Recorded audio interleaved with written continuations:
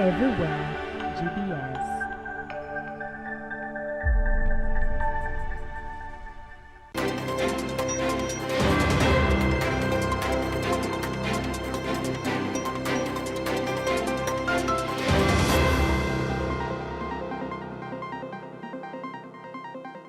A very good evening and thank you for joining GBS News at 9. My name is Paul Madhenge and our sign language interpreter tonight is Alan Kema. Now to a very first story, tensions are brewing in Kenya's political arena as Wiper Party leaders have launched a scathing attack on President William Ruto, accusing him of belittling their supporters and undermining the opposition. The leaders say the president's recent remarks during his public engagements were disrespectful and intended to demean Wiper royalties. Wiper Party leaders have come out guns blazing, accusing President William Ruto of showing contempt for their party and its supporters. Leaders also accused the government of trying to intimidate opposition stronghold through words and actions meant to weaken their resolve.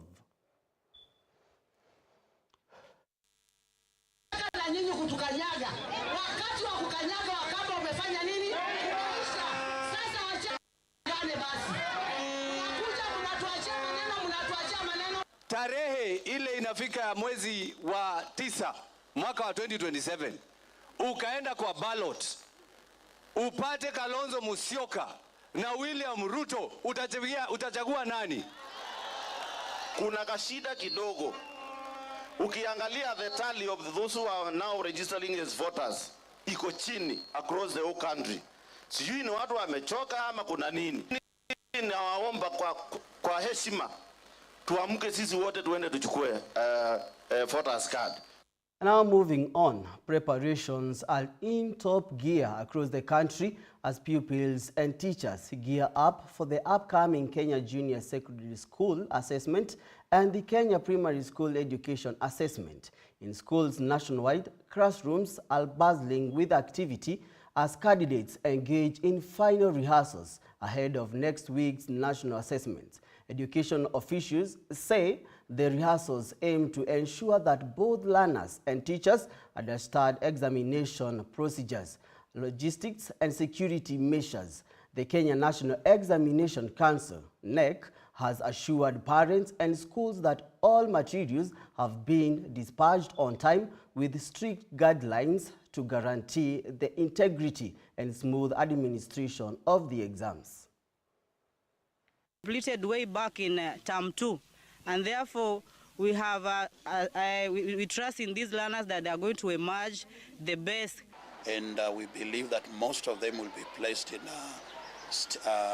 good schools, national schools, extra county school, and even county schools. Trying to ensure that there is no irregularity, there is no cheating. We will be going around for monitoring. NEC has also deployed quite a number of. Now, let's move to our next story. Doctors in Kiambu County have officially called off the industrial action after reaching an agreement with the county government after weeks of paralyzed services in public hospitals across the country. Doctors have returned to work following successful negotiations between the Kenya Medical Practitioners, Pharmacists and Dentists Union and the country administration, spearheaded by the Council of Governors. The medics, who donned their tools to demand better pay, improved working conditions, and the posting of medical interns, say the agreement marks a step toward addressing long-standing grievances. Here are the details. Upon the county government and the union to embrace dialogue to ensure that the contentious issues are resolved at the soonest time possible, so that the service delivery in the health sector is uninterrupted. I want to say that the strike that began on 26th of May 2025, that has now gone for over 150 days, is hereby called off. Strike. I am so certain that not all doctors are within the locality, and therefore we are asking the doctors that given that it is weekend, they start traveling back and be resuming their jobs on Monday. We need to ensure that politics stay out of our hospital wards, politics stay out of our operating theaters, politics stay out of anything that is talking about the lives of Kenyans. There were stories about 136 babies dying, which is a fake, a very big fake. The owners of the data are here. You know, the Council of Governors keeps records. Kiambu County, as I've said before, is one of the counties that was cited at the United Nations General, the 80th session in New York. And now moving on, President William Ruto today virtually chaired the inaugural meeting of the Ad Hoc Oversight Committee of AU Institutional Reforms from State House, Nairobi. His Excellency confidence soared as he rallied the new oversight team with a promise of unity and purpose. He expressed certainty that collective wisdom will shape a coherent, holistic roadmap for transforming the African Union. Here are the details. Confident that through our collective wisdom and shared resolve, this committee will chart a coherent and holistic roadmap for reform, one that strengthens governance structures, secures financial sustainability, revitalizes our peace and security mechanisms, and enhances operational efficiency to deliver a truly fit-for-purpose Africa Union. This meeting also allows us to engage strategically on the progress achieved thus far, assessing remaining gaps, and offer the necessary political guidance to steer our union towards greater institutional coherence and efficiency. Your Excellencies, we are meeting at a pivotal moment of our continent. Rising debt burdens, the contraction of external development support, and the resurgence of conflict and insecurity are placing immense pressure on our peace, security, and governance infrastructure. Concurrently, the global order is undergoing profound transformation shaped by multipolarity, geopolitical fragmentation, and rapid technological advancement. These external shifts, coupled with our internal realities, underscore the urgency of completing the institutional reforms of our union to enhance its effectiveness and resilience in navigating the rapidly. Now with our story, it's time for us to take a short break. Keep your feedback streaming into our social media platform at GBS TV Africa. The SMS line is 21144. We will be right back. Hello kids, and welcome to Kids Mind, where we learn, we laugh, and we explore. Once upon a time, there lived this beautiful, kind, and humble lady named Esther. She lived with Mordecai for a very long time until she grew as big as me. Before Esther was not named Esther. Her name was Hadassah. In our today's Bible story, I mentioned 5 characters. Who are they? Mordecai, King Xerxes, Esther, Haman, and Haggai. Esther represents me. Esther represents me.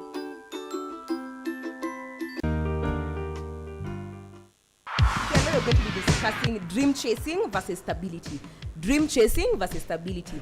Okay, dream chasing nayo ni ngumu. Juu unaweza kuwa una chase impossible dreams. But yet unaweza kuwa una chase possible dreams. So wewe tu ngangana na dream yako, one time utafika hapo. Kifika certain stage in life, make decisions peke yako, ndio ukiregret usikuwa na mtu wa kublame. Just go for it. Ndio kikikuuma ni wewe imeuma. Kuramba. Na iki work out pia all the best, because si kila time uta-fail na si kila time uta-succeed, but hauwezi jua kama hujajaribu. Mimi nitakuja hapa nikudanganye, soft life. Hujui hiyo soft life inatoka wapi? You guys just want to fly badala you take the stairs step by step. Obviously mtu wako pale juu alianzia somewhere. You can't tell me ati kama kuna alternative utafanya, si basi wewe fanya if that's what you want. Would you rather earn less doing what you love ama earn more doing what you hate? Mi hata sita kudanganya ati napenda kukufia nchi yangu just because of the money that is there. Si ati anapenda kukua KDF, but it's because of the money that is there. Okay, men are not smart like women. Yeah. I'm going to say that That's for a true. fact. If Right now, that is true. If me and Rachel say to pay 1 million, to pay Mtashangaa mwaka sana. moja, hiyo million itakuwa hata maybe 10. But if a man unashikangwa tu na kiburi sasa ndio unavaa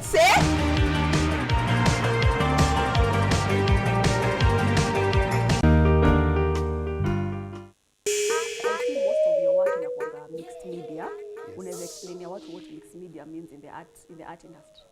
Would you rather design a game character or a movie poster? The best advice ushaipata in your art journey so far? The best advice mtu alikuja akakwambia advice yenye hadi wa leo inakusukumanga to keep on going with your art journey. Do you draw more with music or in silence? Is there anything about being an artist that unaonanga watu wana misunderstand about being an artist? First time nilijua napenda kuchora ama najua kuchora nilikuwa 7. So nikiwa primary, that's where I fell in love with art. You were 7 years ama grade 7? 7 years. Oh, okay. Maybe grade 1. Oh yeah, grade 1, grade 2. Yeah. Do you think artists wanafaa kuchora ama kupaint every single day? Yes. Why?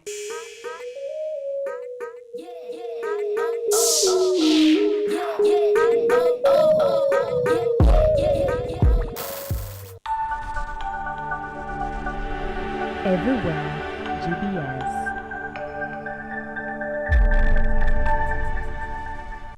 Welcome back to the bulletin. Here at GBS News at 9, we make your news our business. Now, moving on to our international news. In a major development within Uganda's banking sector, Absa Bank Uganda has signed an agreement to acquire Standard Chartered Bank Uganda's wealth and retail banking business, marking one of the most significant transactions in the industry in recent years. This means that the Standard Chartered Bank will officially change its name and ownership, as Davis Karani reports. The agreement announced in Kampala will see Absa Bank Uganda take over Standard Chartered personal banking, private banking and credit card portfolios, along with its staff and branch network dedicated to the retail and wealth segments. Under the deal, Standard Chartered will retain its corporate, commercial and institutional banking divisions, focusing on large-scale clients and international operations.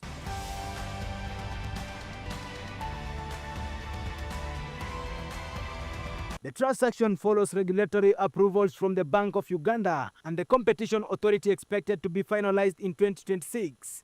Once completed, Absa will consolidate its position as one of Uganda's leading financial institutions with an expanded customer base and service offering.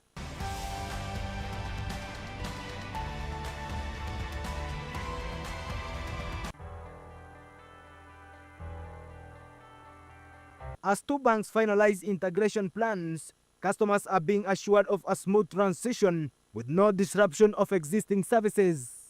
Davis Karani for GBS News.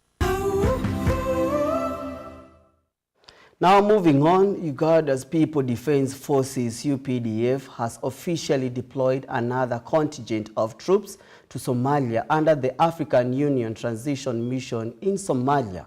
The newly formed Battle Group 45, also known as BGXLV, will replace Battle Group 44 and continue Uganda's long-standing contribution to regional peace and stability. Here are the details. A fresh group of Ugandan troops under the Battle Group 45 has been flagged off to join the African Union Transition Mission in Somalia, a mission aimed at stabilizing Horn of African nation after decades of conflict. In the name of UPDF, whose leadership has organized this kind of activity for the sake of peace in the world. Presiding over the send-off at the Peace Support Operations Training Center in Singo, UPDF officials urged the soldiers to maintain discipline, professionalism and respect for human rights while on mission. Roho yenye inatupeleka pale ni roho ya Kiafrika ambayo wazungu wanaita Pan-Africanism. There is nothing much we are prepared for as a benefit from our activities. Hakuna chenye tunategemea. Isipokuwa chenye tunategemea ni kuona wenzetu wamepata utulivu, nao wameanza kuwa na maendeleo jinsi tulivyo wakati huu. The Battle Group 45 will operate under ATMIS command to support Somali security force in their fight against Al-Shabaab insurgents and facilitating the gradual transfer of security responsibility to Somali government. It is my conviction that the objectives of the course have been achieved. Therefore, we expect this battle group to lift our flag high in the mission area. And we pray to continue doing the same for a peaceful world. Since 2007, Uganda has been a key troop contributing country to AMISON, and now ATMIS, playing a crucial role in restoring order and ensuring regional stability. Sir, I've just returned from the mission area. I came back last night, and I can ably say that I've been the ADVANCE team, including myself, has been ably orientated to free. And the BG-45 will deploy in 2 sectors.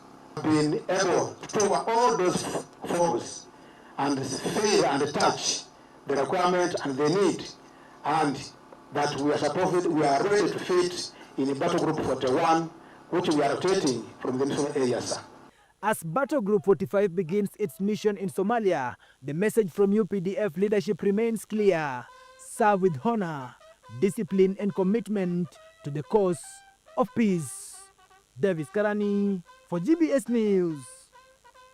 And now moving on, Cameroon is on edge after deadly post-election unrest in the north city of Garoua. A young teacher was shot and killed during violent demonstrations, reportedly by a police officer. The unrest follows a disputed election results showing President Paul Biya leading with just over 53% of the vote. As Elvis Muyoji reports, opposition candidate Isa Chiroma has rejected the outcome, deepening political tensions as the national awaits the official announcement. Here are the details. In Cameroon's northern city of Gara, a young teacher was shot and killed during violent demonstrations on Tuesday. Witnesses say the fatal bullet came from a police officer as anger erupted over the country's disputed presidential election. It was just in front of her home, in front of a pole where a bullet was found. The police officer who shot at her wasn't in uniform, but with a police vest and 2 weapons, one heavy caliber and one lighter. He shot, the bullet hit her and she fell to the ground in this place. I didn't know that it was her who had been shot. It was only after prayer that I met a neighbor and I asked him, "What am I looking at?" And he told me that the girl who was shot was our neighbor and that she died in hospital. That's how it happened. Her death marks the first casualty of the post-election unrest, shaking the nation. Preliminary results show long-term President Paul Biya in the lead with just over 53% of the vote. Opposition candidate Isa Chiroma trails with 35% and has rejected the results, accusing the Election Commission of fraud. According to exclusive information obtained by Francophone magazine June Afrique, President Biya offered Chiroma the position of Prime Minister before the announcement of the final results, an offer he refused. When you organize elections and get beaten during said elections, then accept your defeat. Really, all of this started yesterday, and it needs to stop. He needs to accept his defeat. I am asking all the people of Yaoundé, you need to recognize your defeat. Take your phone, Mr. Paul Biya, call Mr. Chiroma, congratulate him, and let this all be over with. We, the people of Garoua, are sick of this regime. As Cameroonians await official announcement of the results, tensions between the government and opposition continue to rise, leaving the nation on the edge and mourning the loss of a young promising life. Elvis Muyodi, GBS News. Now it's time for us to take a short break. Keep your feedback streaming into our social media platform at GBS TV Africa. The SMS line is 21144. We will be right back. Stay tuned.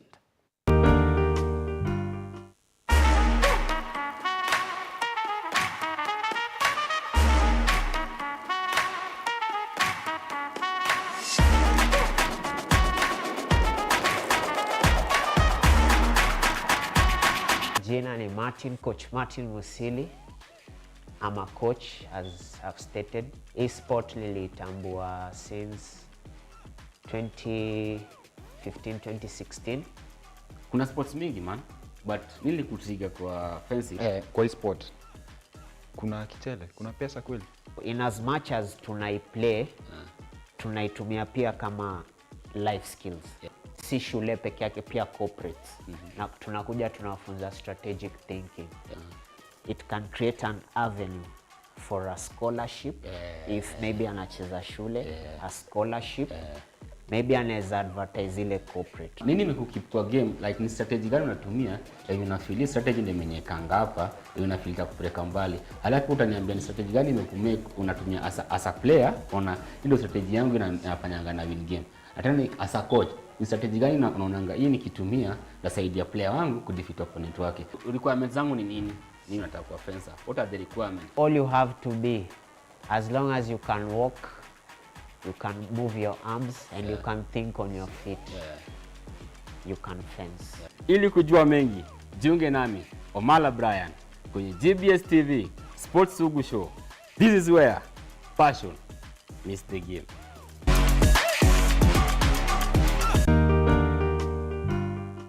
Happy Friday, beautiful people. Welcome to the Blast Show. I will host the most. Irene Viguna. Leo nakwambia hapa live on the blast inakuaga ni show ya kukubamba. Tunakuletea what has been going on the week na zile mambo zinaendelea, na tunakupea vibe ya kuingia weekend.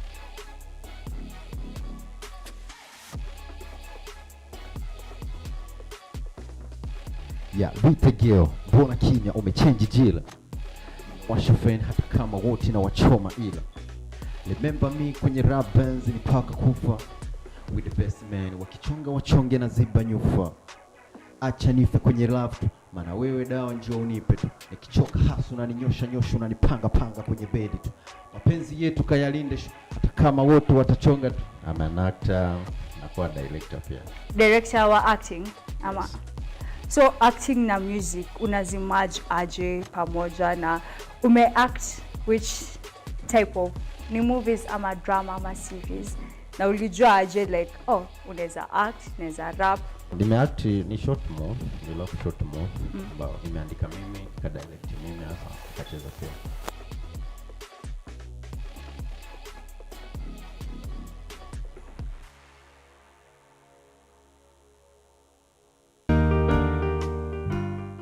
Hello kids, and welcome to Kids Mind, where we learn, we laugh, and we explore.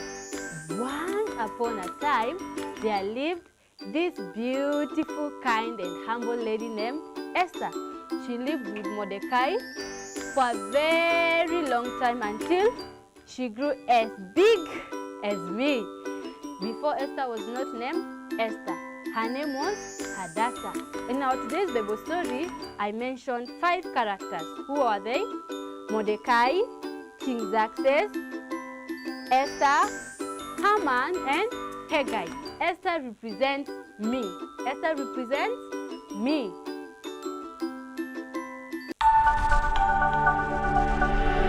Everywhere, GBS.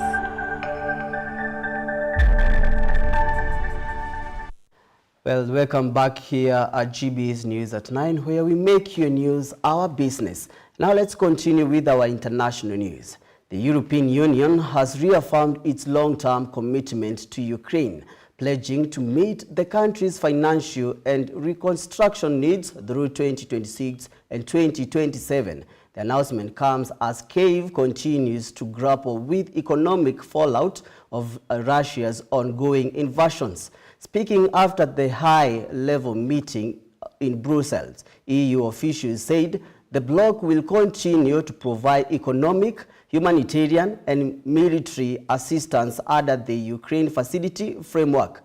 The plan rather includes both grants and loans aimed at helping Ukraine maintain essential services, stabilizing its currency, and rebuild critical infrastructure damaged by war. The EU has already approved the €50 billion aid package covering the period from 2024 to 2027. Officials say part of that funding will be reassessed by and increased rather in Ukraine needs experts in coming years.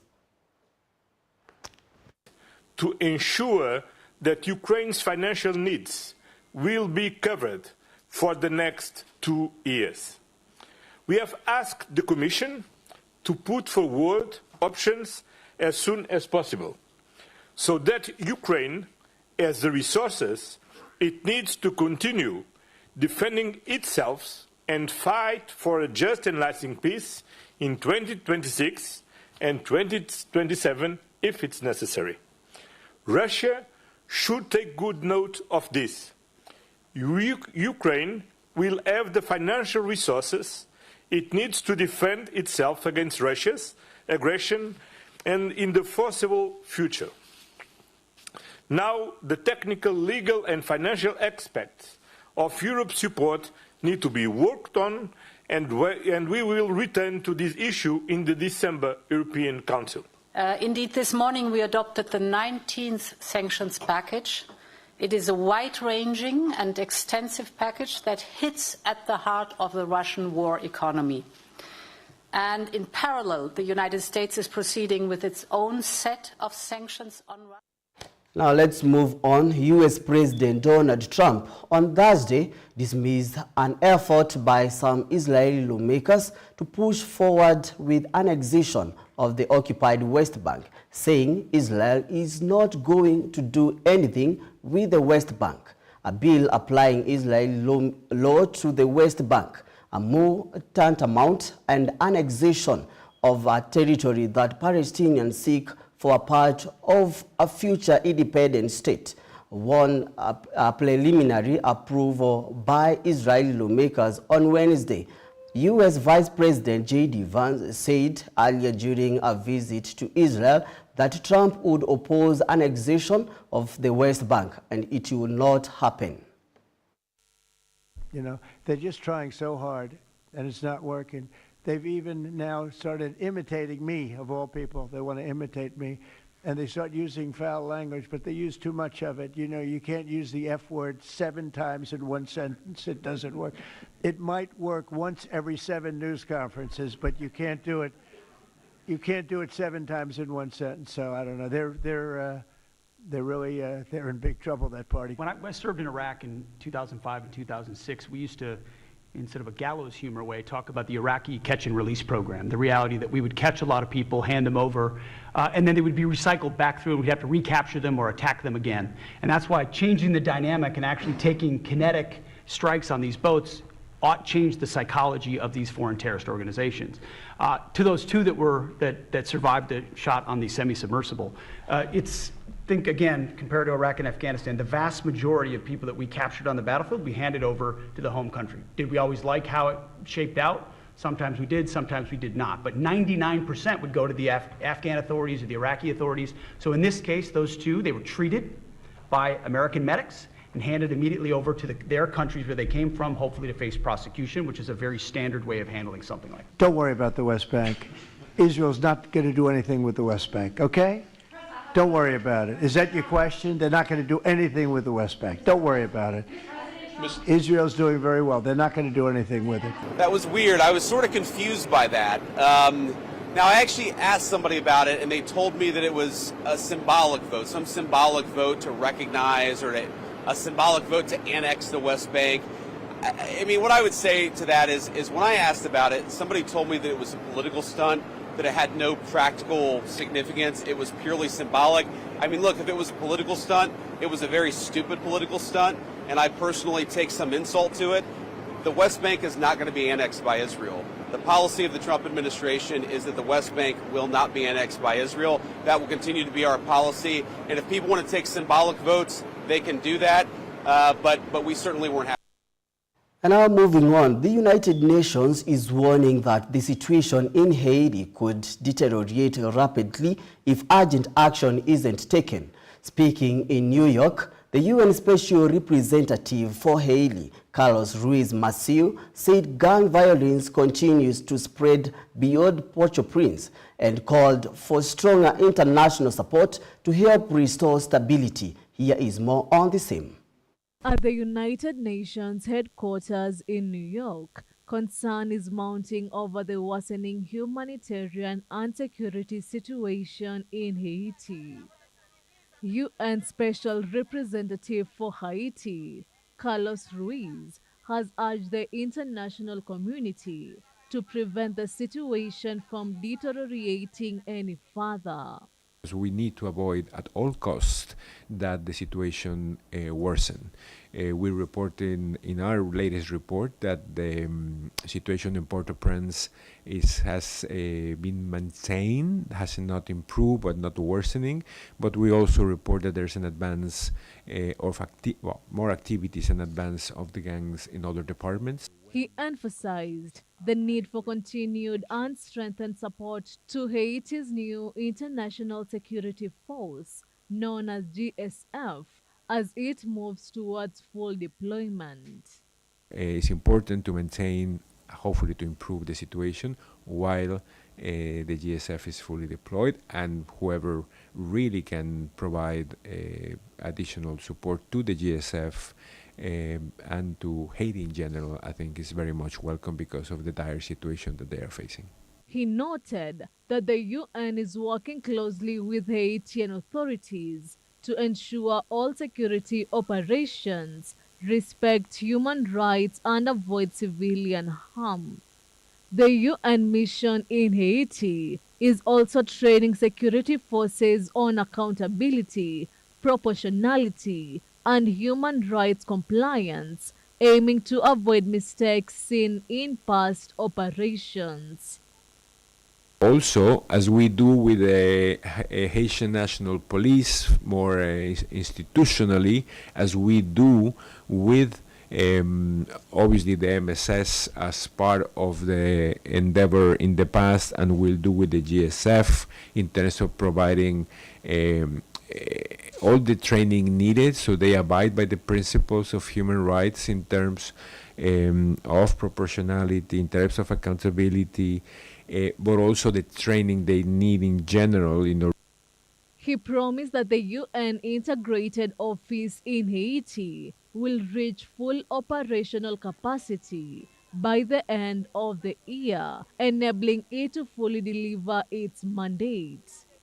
Already by first week of November, the mission will be back around 75% of the international capacity, 84% of the overall capacity of the mission. And by the end of the year, or before the year ends, we will have 100% capacity of the mission. And that will allow us then really to deliver fully our mandate.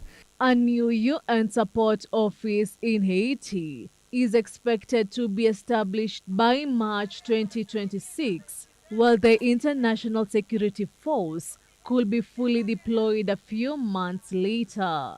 Susan Nganga, GBS News. And now it's time for your most favorite segment of the bulletin, the sports news. Let's get sporty.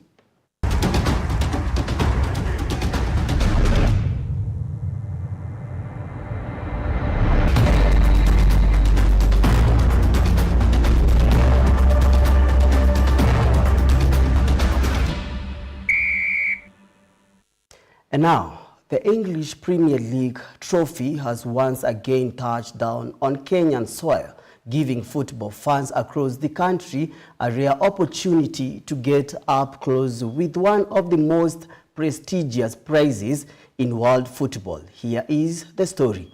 The converted silverware arrived in Nairobi on Friday, 24th of October 2025.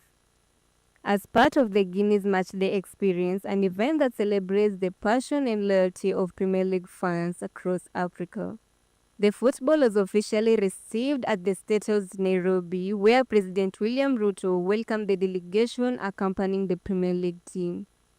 It's my pleasure to welcome all of you to State House Nairobi for what is truly a very special occasion, the arrival of the English Premier League trophy, one of the most iconic trophies in global sports. We don't just watch Premier League, we live it, we breathe Premier League. It's all coming alive again.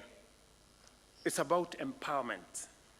All these facilities, community facilities and creative economy go up for us. Talent at 4 p.m. They will be competing against Gambia. The president lauded the visit as a sign of Kenya's growing influence in global football culture and urged young people to use sports as a tool for empowerment and unity. Football runs deep in our national story, from dazzling brilliance of the late Joe Gadenge to Victor Wanyama, who flew our flag high in Premier League, and of course, our own McDonald Mariga. Kenya is without a doubt a football crazy nation. We don't just watch Premier League, we live it, we breathe Premier League.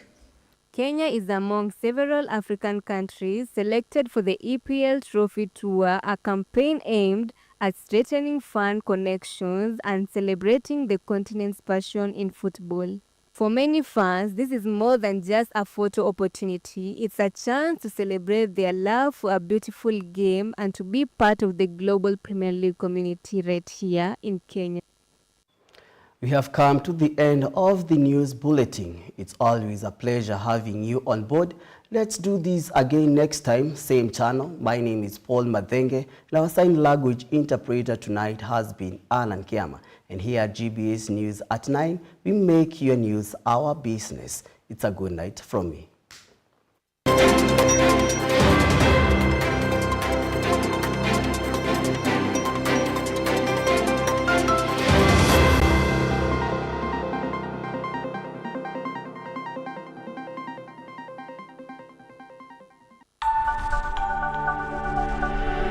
Everywhere, GBS.